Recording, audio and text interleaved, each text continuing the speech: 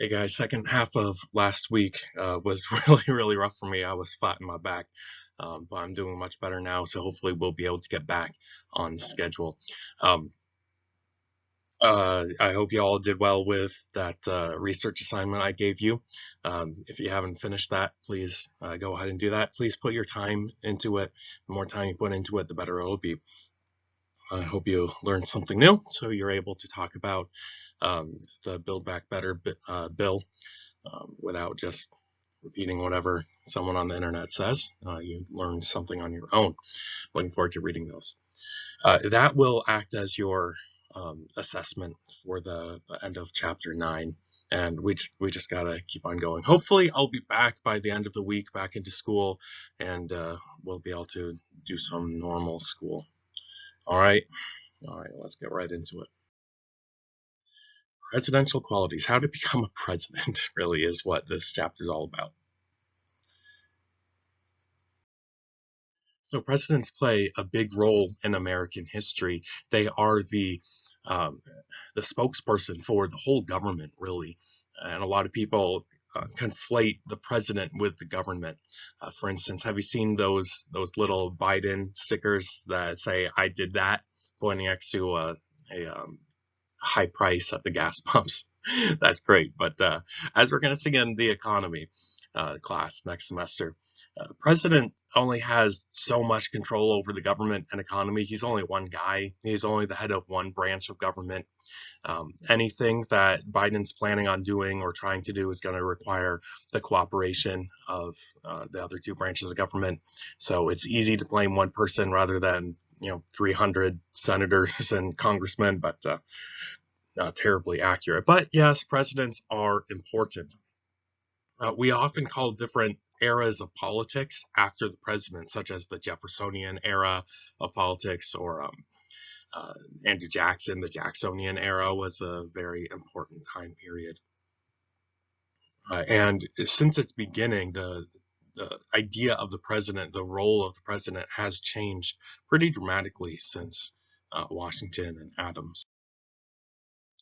The Constitution says just about anyone can be president. You have to be a natural born citizen and, of course, of the proper age. But after that, anyone could become president.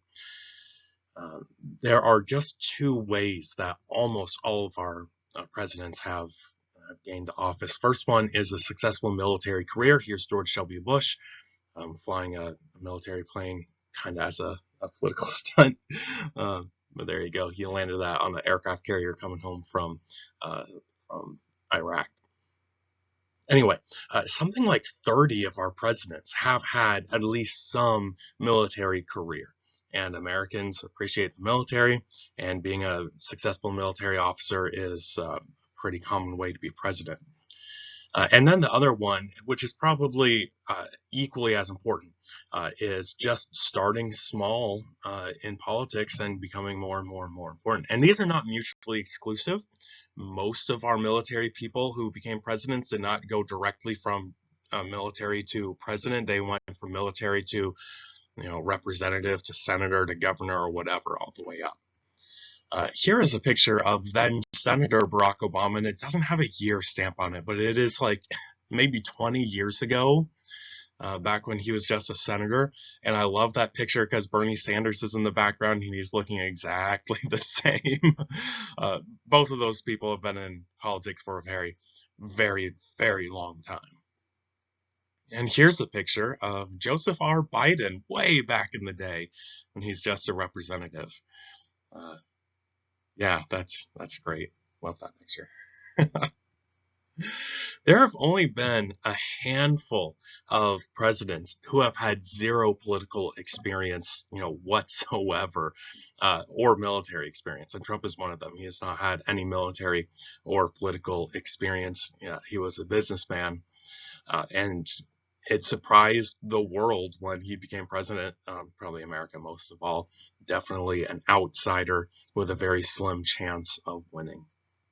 There you go. How to become president? First of all, you have to be nominated and run for a major party. Before there were political parties, way back when George Washington just said, well, let's have every politician do what he thinks is best for the country. Um, People hoped that just smart people would naturally become leaders in whatever field they're in, and smart people would just rise to the top like the cream of the crop and just naturally come into office. Then the electors would just pick the best person for the job.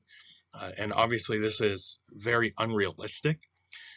Just because you're good at your job does not mean that you're good at politics. And even if you are good at politics, that doesn't mean you're going to be popular enough to get people to vote for you. So, what really happened is the party system, where you have two opposing parties and they oppose each other on just about every political idea, and then those parties choose people to run for them. Caucuses and conventions were the ways to choose party choose candidates. And caucuses and conventions were both very similar. That's when the party leadership, the heads of the Democrats and Republicans, would get together and pick who they thought had the best chance of winning. The ordinary American person had nothing to do with caucuses and conventions. And so the ordinary person had no choice about who would run for president. They would only be able to vote between the two options once those two options were given. And that really highlights the idea that political parties are not part of the American government. They are private organizations that simply send people to office. So because people did not have that, the average person did not have any say in the caucuses and conventions, primaries replaced them, and a primary is like a pre-vote where the people vote for who they want to vote. And Teddy Roosevelt was an example of that. He was very pro-primary, and by 1912, he was urging everyone in the nation, every state in the nation, to hold primaries. And by the way, it is the states who get to decide these rules about how to pick their candidates. So every state could have different rules. One reason Teddy was very pro-primary is because a lot of these statewide parties, organizations, they were led by one very corrupt person like Boss Tweed, and one person would have just way too much power, and he wanted to reduce corruption, and primaries are one way to reduce corruption. Doing well in primaries can prove to your party that you actually are a possible candidate. JFK is a great example of this. He was way too young, people thought. He was one of our youngest presidents ever, if not the youngest. I'd have to look that up.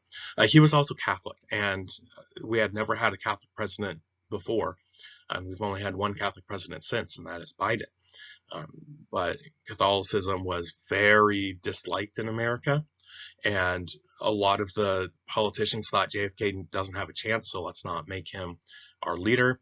But then in the primaries, he did very, very well and won the primaries by a landslide. So that led the party leadership to accept him, and he did indeed become president. Today, almost all the states run primaries, but there are a handful that still do caucuses. For instance, the Iowa caucuses. Uh, Iowa is a very interesting state because it is the very first to hold any caucus or primary, and because it is a caucus. So you do have party leadership, but it gets a ton of media coverage because they're the first. Typically, the people who do very well in Iowa are going to win. Not always, but typically. For instance, here, Ted Cruz won the caucus, but of course, he did not win the nomination. Donald Trump did. In a caucus, only party members vote. That is the party leadership. The party leaders have a ton of control over that, over even who gets to run. And candidates will go hog wild in those first few states with the caucuses trying to get support. Primaries, on the other hand, allow a lot more candidates rather than caucuses. In a caucus, you have to be approved by the party boss. Usually in a primary, it is very, very easy to get on. So here's a Republican debate. I believe it's a Republican debate. I don't even know what year. Just a whole bunch of people there. Lots of people running for president. And of course, the party can only choose one. But it does allow more outsiders to run. It makes the campaign more democratic, where the individual average citizen can vote. Primaries are all run by the state, so they can vary quite a bit from state to state. Most are held several months before the party convention, so you know who's going to run for office quite a few months, like 6 or 7 months before the election. And then you have this major party convention where your party gets together, describes its goals and its strategies, and then goes out and hits the trail to win the real election. Most are winner take all, meaning whoever gets the most votes gets that state's votes to become the candidate. There are some that are proportional, so you might win the primary and you get 60% of your state support, and then another guy gets 20, and another guy gets 10, and whatever. There are two different major styles of primaries. In the closed primaries, you have to be already registered as a party member to vote. You have to be registered as Republican or Democrat to vote there. And then there's open, which anyone who's registered to vote can vote in those. And that allows for crossover voting, where, for instance, here's a state and it says Republicans. You can vote. You could register as a Republican and vote in the Republican primary, but then you could also request a crossover ballot from Democrats, Libertarians, and or American Independents and vote for their candidate as well. Find the Democrat who's least offensive to you, or the Libertarian who holds the most in common with you, that kind of thing. Uh, there are some significant problems that primaries cause. It's not a perfect system. We just looked at the benefits of allowing the people to participate. Here's some problems. Number one, party leaders are often concerned with finding a moderate uh, compromise candidate who will do very well overall in the country. In the general election, we're looking for swing voters. We're looking for the moderates to vote for us, because we know the diehard Republicans are always going to vote Republican. The diehard Democrats are always going to vote Democrat. But there's a huge section of people in the middle who aren't sure which way they want to vote. And if your guy is way off to the right or way off to the left, they're not going to vote for them. That is one big reason why Trump won, and he won by such a narrow margin. But running against Miss Hillary, Mrs. Clinton, I do believe he got a few crossover votes there, where if the Democrats ran a more moderate compromise candidate, only the diehard Republicans would have voted for Trump, and the Democrat would have won.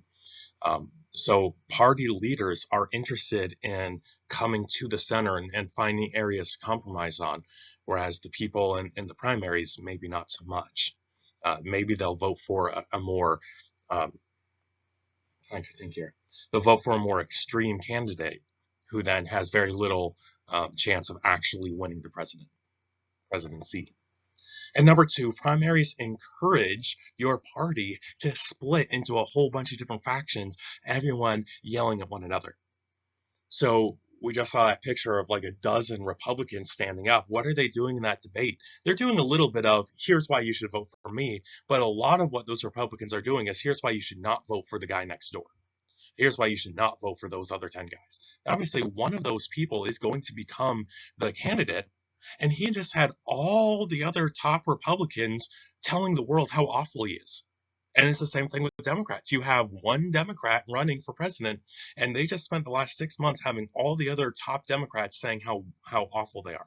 And that is actually one of the biggest reasons why Trump won and Clinton lost, because Bernie Sanders did so well in the Democrat primaries, and a lot of what Bernie Sanders was doing was tearing down Hillary Clinton. So then when the time came for Hillary to run for president, all these people who supported Bernie Sanders, which was a huge percentage of the party, a huge minority of the Democrat Party wanted Bernie Sanders. None of them really were excited about Hillary Clinton, because their leader just spent all this time saying how awful they are. And it's the same thing with both parties. After months and months of telling the world how awful the guy next door is, then you have to get them to support you.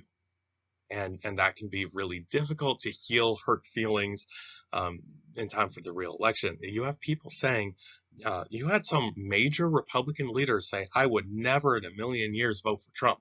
And then when Trump got the candidate, they all went and said, hey, everyone, vote for Trump. It's like, wait a second.